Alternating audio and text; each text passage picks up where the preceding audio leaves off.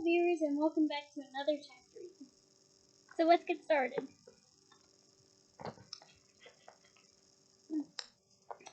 Chapter 8, The Deathday Party. October arrived, spreading a damp chill over the grounds and into the castle. Madame Pomfrey, the nurse, was kept busy by a sudden spate of colds among the staff and students. Her pepper-up potion worked instantly, though it left the drinkers smoking at the ears for several hours afterward. Ginny Weasley, who had been looking ill, was bullied into taking some by Percy. The steam pouring from under her vivid hair gave the impression that her whole head was on fire. Honestly, I kind of would like to see how that would work. And I would have loved to see how that works in the film. I honestly did.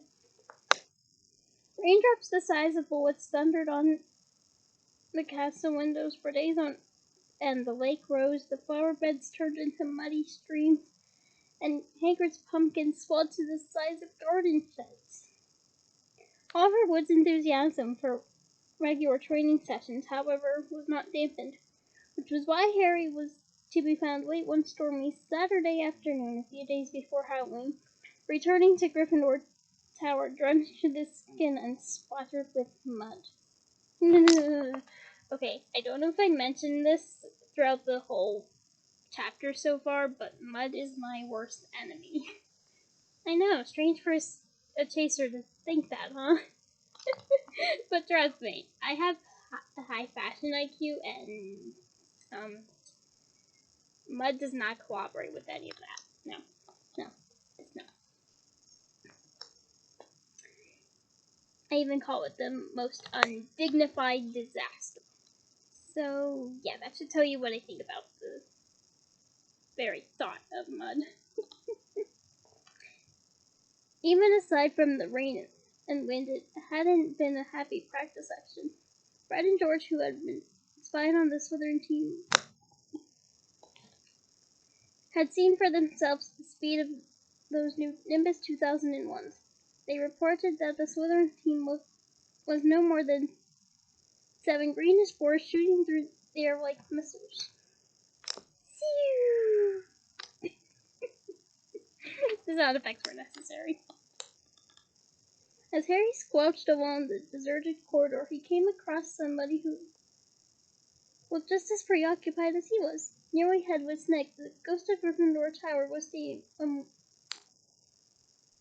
remorselessly out of a window, muttering under his breath, "Don't fulfill their requirements, half an inch of that." "Hello, Nick," said Harry. Hello, said Nearly Headless Nick, starting and looking round. He wore a dashing plummet hat on his long curly hair and tunic with a ruff which concealed the fact that his neck was almost completely severed. He was pale as smoke, and Harry could see right through him to the dark sky and torrential rain outside. "You look troubled, young Potter," said Nick, folding a transparent letter as he spoke and tucking it inside his doublet. "So do you," said Harry.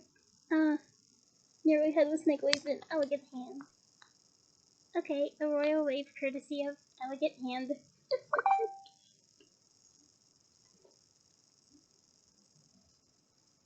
"A matter of no importance. It's not as though I really wanted to join. Thought I'd apply, but apparently I don't fulfill requirements." In spite of his airy tone, there was a look of great bitterness on his face.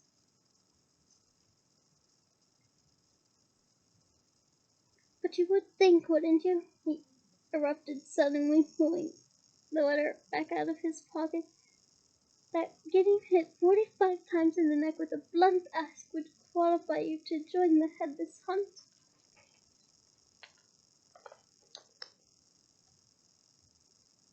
"Oh, yes," said Harry, who was obviously supposed to agree.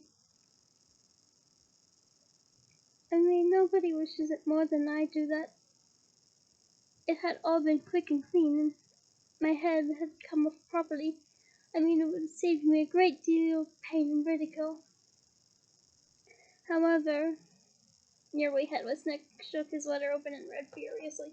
We can only accept huntsmen whose heads have parted company with their bodies.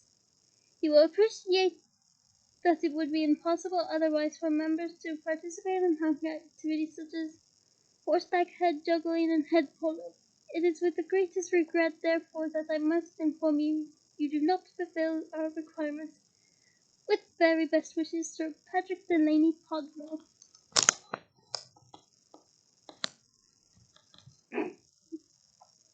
You... Okay. Do you mean... Nearly Headless Nick stuffed the letter away. Half an inch of skin and sinew holding my neck was Harry. Most people would think that's good and beheaded, but oh no, it's not enough for Sir properly decapitated Podmore.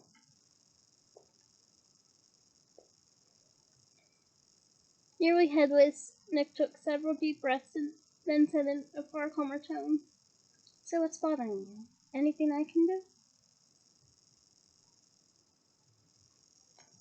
No, said Harry. Not unless you know where we can get 7 free Nimbus 2001s for our magic instance. The rest of Harry's sentence was drowned out by a high-pitched mewing from somewhere near his ankles. He looked down and found himself gazing into a pair of lamp-like yellow eyes. It was Mrs. Norris, the skeletal gray cat who was used by the caretaker Argus Filch as a sort of deputy in his endless battles against students. Honestly, I would try to befriend Mrs. Norris and make her ease up to be no more welcoming to the students. I'm a cat lover through and through. You'd better get out of here, Harry, said Nick quickly. Filch isn't in a good mood. He's got the flu and some third years accidentally plastered frog brains over the ceiling in Dungeon 5. He's been cleaning all morning, and if he sees you dripping mud all over the place... Right, said Harry, backing away from the accusing stare of Mrs. Norris, but not quickly enough. Drawn to the spot by the mysterious power that seemed to connect him with his foul cat, Argus Filch burst suddenly through a tapestry to Harry's right, wheezing and looking wildly about for the rule breaker. There was a thick tartan scarf bound around his head, and his nose was unusually purple.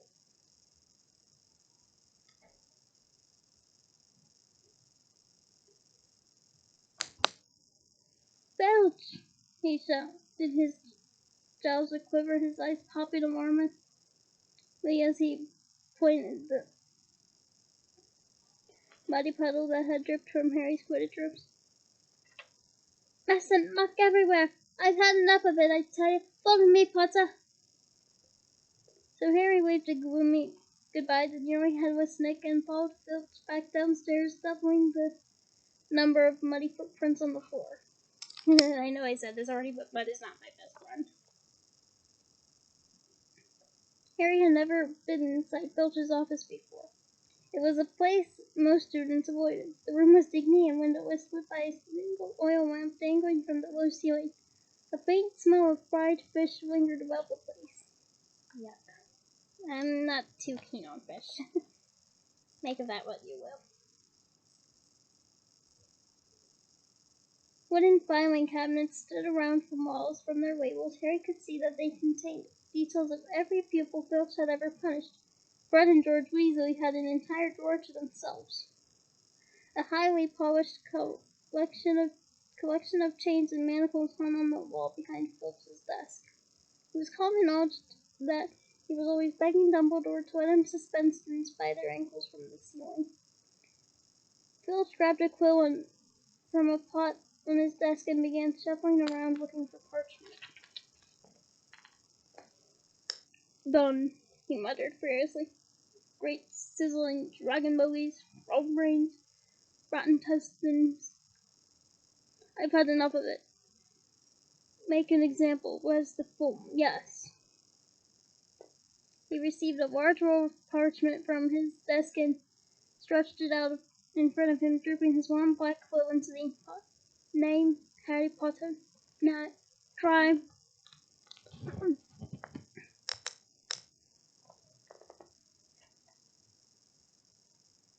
was only a bit of mud, said Harry. It was only a bit of mud to you, boy, but to me it's an extra hour of scrubbing, shouted Filch, drip shivering unpleasantly at the end of his bulbous nose. Crime, befalling the castle, suggested sentence. Dabbing at his steaming nose, Filch squinted unpleasantly at Harry, who waited with bated breath for his sentence to fall. But as Filch lowered his quill, there was a great bang on the ceiling of the office, which made the oil lamp rattle. Hey! Filch roared, pointing down his quill in a transport of rage. I'll have you this time! I'll have you! And without a backward glance at Harry, Filch ran flat-footed from the office, Mrs. Norris streaking alongside him. Peeves was the skull. Poltergeist. Poltergeist. A grinning airborne menace who lived to cause havoc and distress. Harry didn't much like Peeves, but couldn't help feeling grateful for his timing. Hopefully, whatever Peeves had done, and it sounded as though he'd wrecked something very big this time, would distract Filch from Harry. Thinking that he should probably wait for Filch to come back, Harry sank into a moth-eating chair next to the desk. There was only one thing on it apart from his half-completed form. A large, glossy purple envelope with silver lettering on the front. With a quick glance at the door to check that Filch wasn't on his way back, Harry picked up the envelope and read, Quick Spell. A correspondence course in beginner's magic. Intrigued, Harry flicked the envelope open and pulled out a sheaf of parchment inside. More curly silver lettering on the front of the page said, Feel out of step in the world of modern magic. Find yourself excuses not to perform simple spells? Ever been taunted for your local wand work? There is an answer. Quick Spell is an all-new, fail-safe, quick result, easy word course.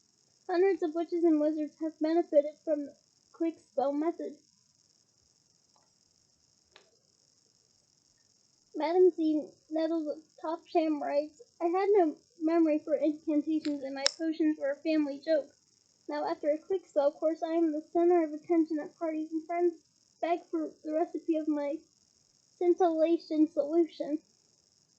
Warlock DJ of Prod of Didsbury says, My wife used to sneer at my feeble charms, but 1 month into your fabulous quick spell course and I succeeded in turning her into a yak. Thank you, Quick Spell. Okay, I'm not sure you would want to turn your spouse into a yak, but that's just funny. In all seriousness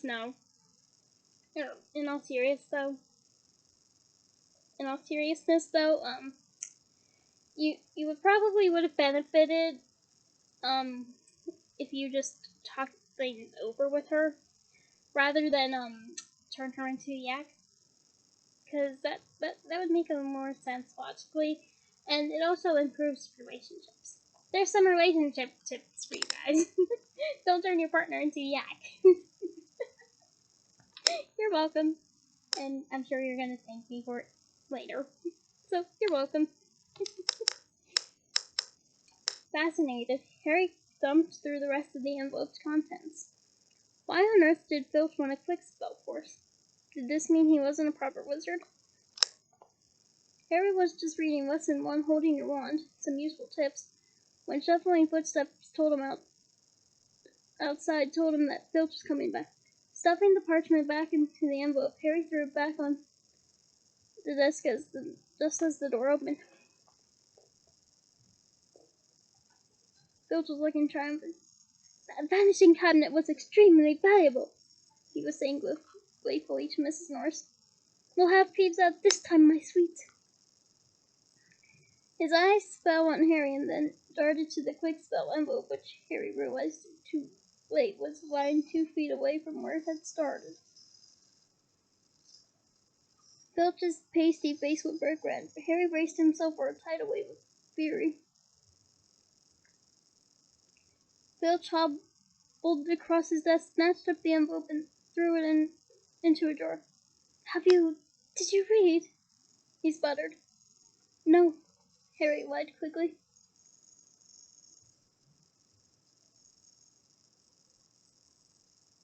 Filch's knobby hands were twisting together.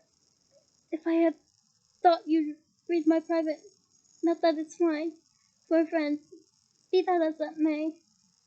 However, Harry was staring at him, alarmed. Filch had never looked madder. His eyes were popping, a tick was going in one of his pouchy cheeks, and the tartan scarf didn't help. Very well.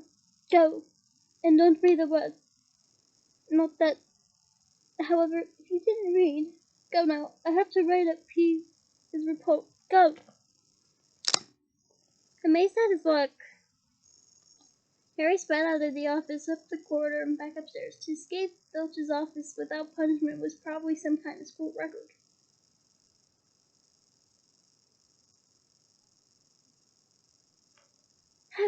Harry, did it work? Nearly Headless Nick came gliding out of the classroom. Behind him, Harry could see the wreckage of a large black and gold cabinet that appeared to have been dropped from a great height. I persuaded Pease to crash it right over Filch's office, said Nick. You thought it might distract him. Was that you? Said Harry gratefully. Yeah, it worked. I didn't even get detention. Thanks, Nick. They set off up the corridor together. Nearly Headless Nick, Harry noticed, was still holding Sir Patrick's rejection letter. I wish there was something I can do for you about the Headless Hunt, Harry said. Nearly Headless Nick stopped in his tracks, and Harry looked right through him. He wished he hadn't. It was like stepping through an icy shower. Yeah. With the type of weather that I've previously described, I don't think an icy shower would help. However, cold showers are super relaxing in the summer. Literally, I've done that before.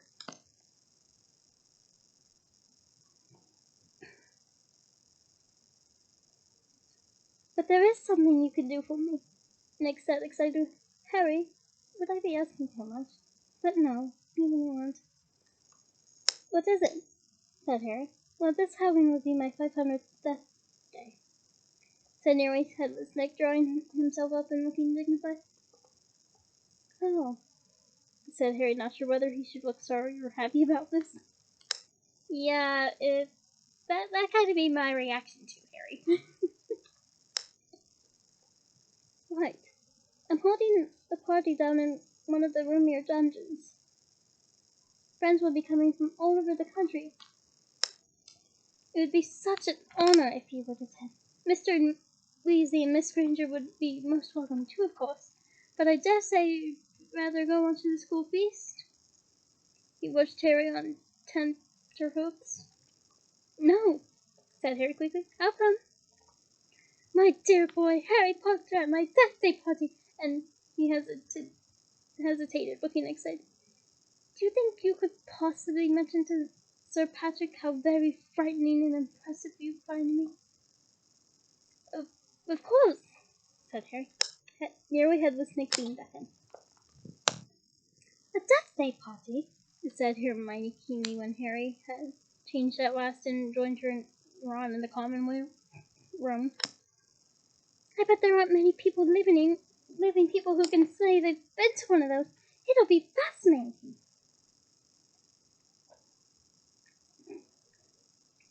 Why would anyone want to celebrate the day they died?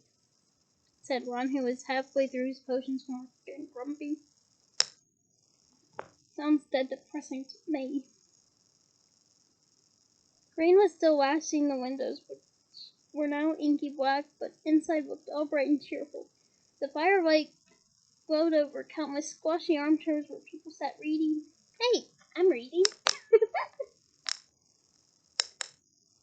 talking. I'm talking to you guys too. Intervals, of course. Doing homework, or, in the case of Fred and George Weasley, trying to find out what would happen if you fed a filibuster firework to a salamander.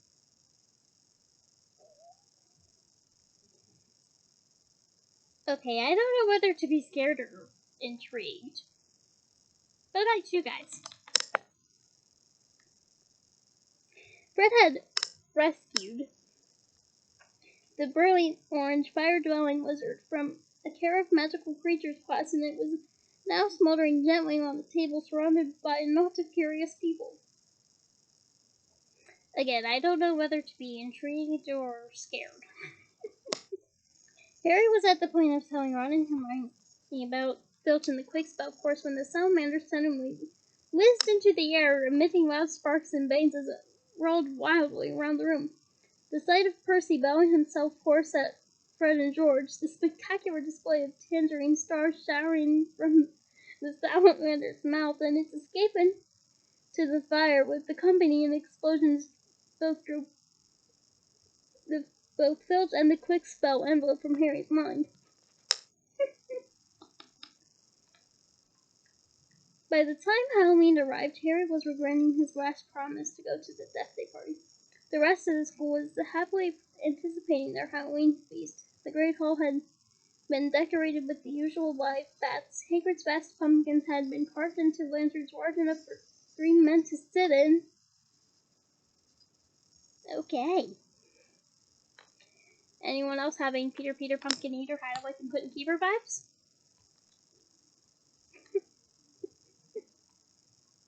And there were rumors that Dumbledore had booked a troupe of dancing skeletons for the entertainment.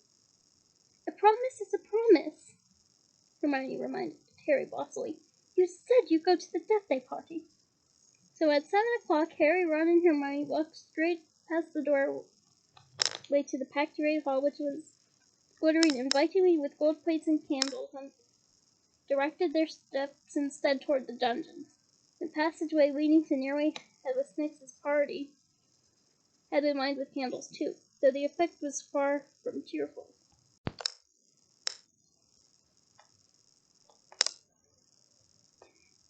These were long, thin, jet-black tapers, all burning bright blue, casting a dim, ghostly light even over their own living faces. The temperature dropped with every step they took.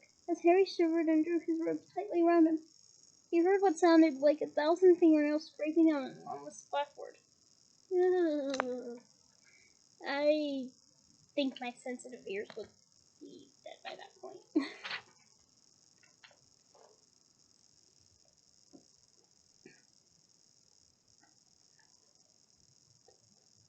Is that supposed to be music? Ron whispered. They turned the corner and saw Nearly Headless Nick standing at the doorway, hung with black velvet drapes. My dear friends, he said mournfully, welcome, welcome. So pleased you could come. He swept off his plum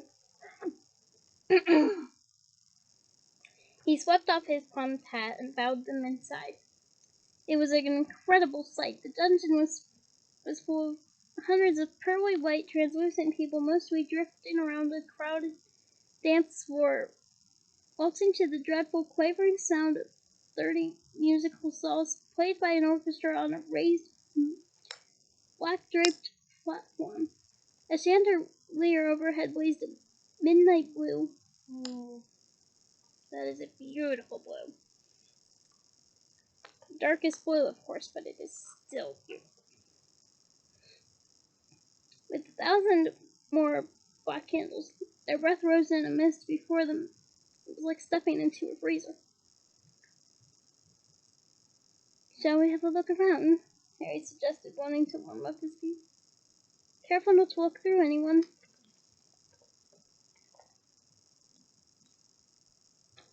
Ron said nervously, and they set off around the edge of the dance floor. They passed a group of gloomy nuns, a ragged man wearing chains, and the fat friar, a cheerful Hufflepuff ghost who was talking to a knight with an arrow sticking out of his forehead.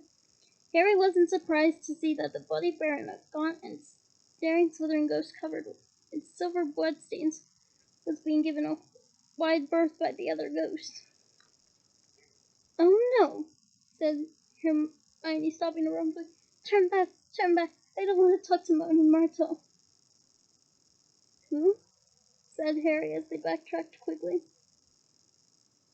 She haunts one of the toilets in the girls' bathroom on the first floor," said Hermione. "She haunts a toilet?" "Yes, it's been out of order all year because she keeps having tantrums and flooding the place. I never went in there anyway if I could avoid it. It's awful trying to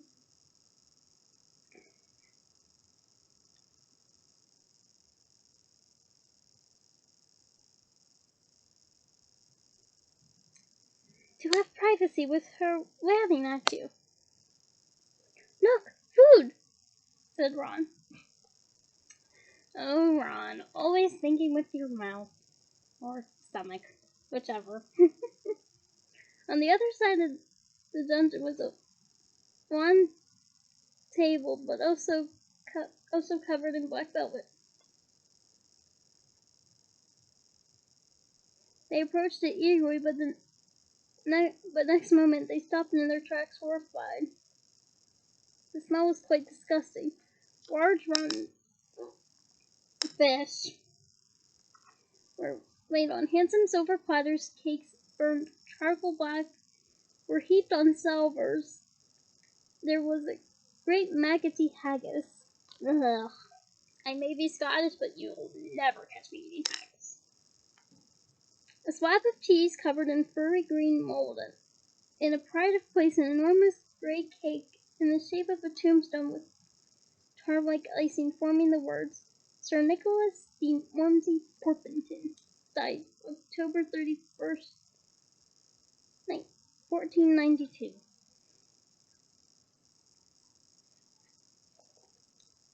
Harry watched amazed as a portly ghost approached the table, crouched low and looked through it, his mouth wide so that it passed through one of the stinking salmon.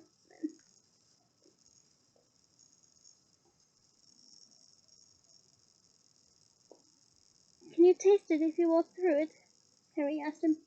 "Almost," said the ghost sadly, and he drifted away. "I expect they've let it rot to give a stronger flavor," said Hermione knowledgeably, pinching her nose and leaning closer to look at the putrid haggis. "Can we move? I feel sick," said Ron.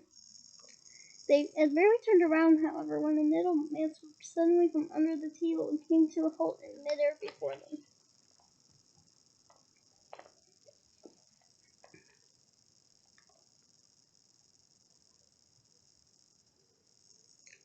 "Hello, Peeves," said Harry cautiously. Unlike the ghosts around them, Peeves the poltergeist was the very reverse of pale and transparent. He was wearing a bright orange party hat, a revolving bow tie, and a broad grin on his wide, wicked face. "Nibbles?" he said sweetly, offering them a bowl of peanuts covered in, I guess. Ew. Ugh. "No thanks," said Hermione. "Heard you talking about poor Myrtle," said Peeves, his eye dancing. "Rude you was about poor Myrtle. Rude you was about poor Myrtle." He took a deep breath and bellowed, "Oi! Myrtle!" "Oh no, Peeves, don't tell her what I said. She'll be really upset," Hermione whispered frantically. "I didn't mean it. I don't mind her. Hello, Myrtle." The squat ghost of a girl had gilded over. She had the glumest face Harry had ever seen, half hidden behind her lank hair and thick, pearly spectacles. "What?" she said softly. "How are you, Myrtle?" said Hermione in a falsely bright voice. "It's nice to see you out of the blue." Myrtle sniffed. "Miss Granger was talking about you," said Peeves slyly in Myrtle's ear. "Just saying how nice you look tonight," said Hermione, grinning at Peeves. Myrtle eyed Hermione suspiciously. "You were making fun of me," she said, silver tears flowing rapidly. in her small see-through eyes. No, honestly, didn't I just say how nice Myrtle's looking?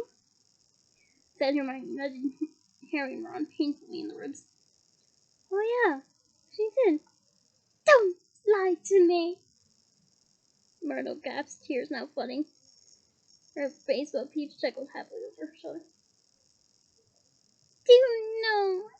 Do you think I don't know what people call me behind my back? Bad Myrtle, ugly Myrtle, miserable, moaning, moping Myrtle! You forgot to pimply! Peeps hissed at her. Moaning burst out into anguished gobs and fled from the juggin. Little anguished sob, though. Peeps shot after her, pelting her with moldy peanuts, yelling, Pimply! Pimply! Oh dear, said Hermione sadly. Nearly Headless Nick now drifted toward them through the crowd. Enjoying yourselves? Oh yes, they lied. Not a bad turnout, said Nearly Headless Nick proudly. The wedding widow came all the way up from Kent. It's nearly time for my speech. I better go and warn the orchestra. The orchestra, however, stopped playing at that very moment. They and everyone else in the dungeon fell silent, looking around in excitement as a hunting horn sounded. Oh, here we go, said Nearly Headless Nick. Through the dungeon wall burst a dozen ghost horses, each ridden by a headless horseman. The assembly clapped wildly. Harry started to clap too, but stopped quickly at the sight of Nick's face.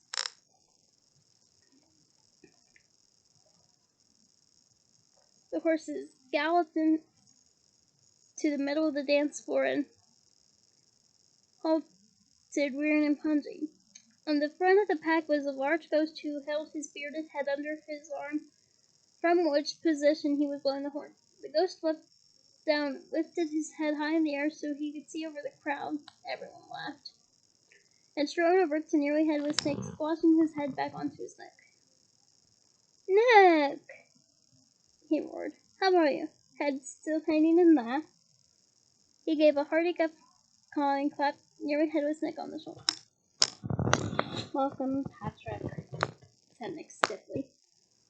Nibbles, said Sir Patrick, spotting Harry, Ron, and Hermione and giving a huge fake jump of astonishment so that his head fell off again. The crowd howled with laughter. Very amusing, said Nearly Headless Nick darkly. Don't mind Nick, shouted Sir Patrick's head from the floor. Still upset we won't let him join the hunt, but I mean to say, look at the fellow.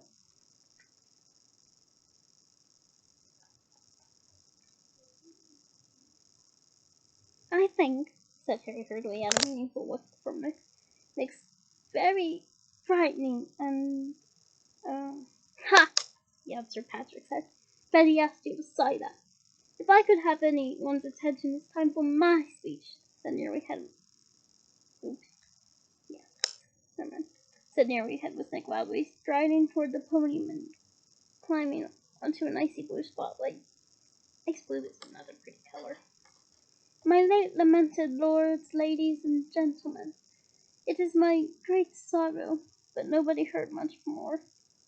Sir Patrick and the Headless Hunt had just started a game of head hockey and the crowd was turning to watch. Nearly Headless Nick tried vainly to recapture his audience, but gave up as Sir Patrick's head went sailing past him to loud cheers. Harry was very cold by now, not to mention hungry. I can't stand much more of this, Ron muttered, his teeth chattering as the orchestra ground back into the action and the ghost slipped back onto the dance floor. Let's go, Harry agreed. They backed toward the door, nodding and beaming at anyone who looked at them, and a minute later they were hurrying back up the passageway full of black candles. Pudding might not be finished yet, said Ron hopefully, leading the way toward the steps to the entrance hall, and then Harry heard it.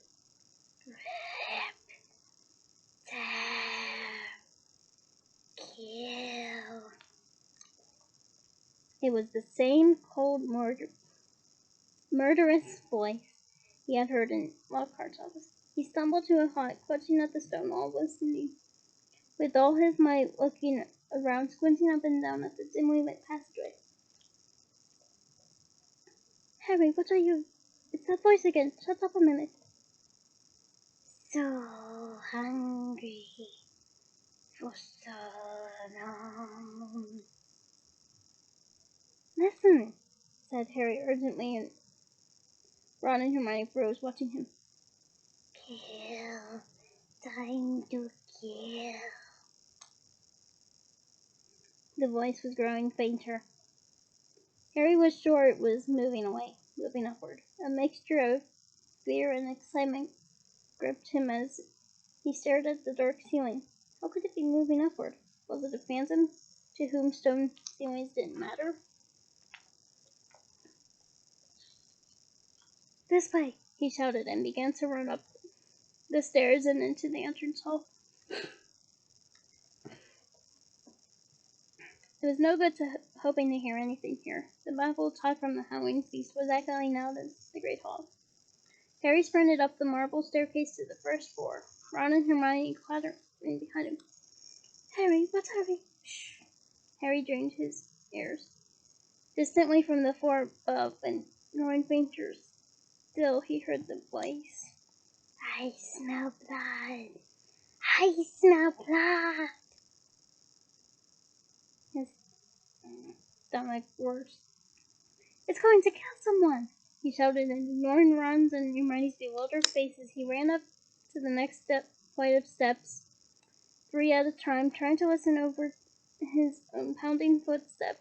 Harry hurtled around the whole second floor, and Ron and Hermione panting behind him, not stopping until they turned a corner into the last deserted passage. Harry, what was that all about? Said Ron, mopping sweat off his face. I couldn't hear anything. But Hermione gave a sudden gasp, pointing at the corridor. Look! Something was shining on the wall ahead. They approached slowly, squinting through the darkness. Foot-high words had been dabbed on the wall between 2 windows, shimmering in the light cast by the flaming torches. The Chamber of Secrets has been opened. Enemies of the air, beware.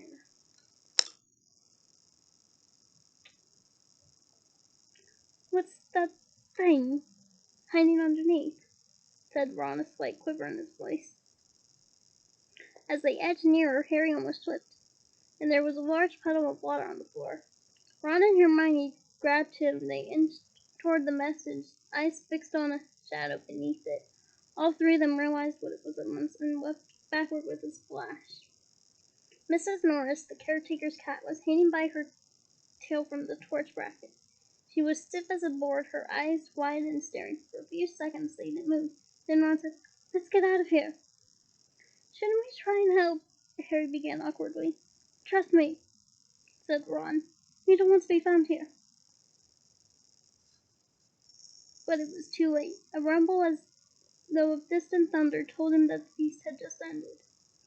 From either end of the corridor where they stood came the sound of hundreds of feet climbing the stairs and the wild, happy talk of well-fed people. Next moment, students were crashing into the passage from both ends. The chatter, the bustle, the noise died suddenly as the people in front spotted the hanging cat.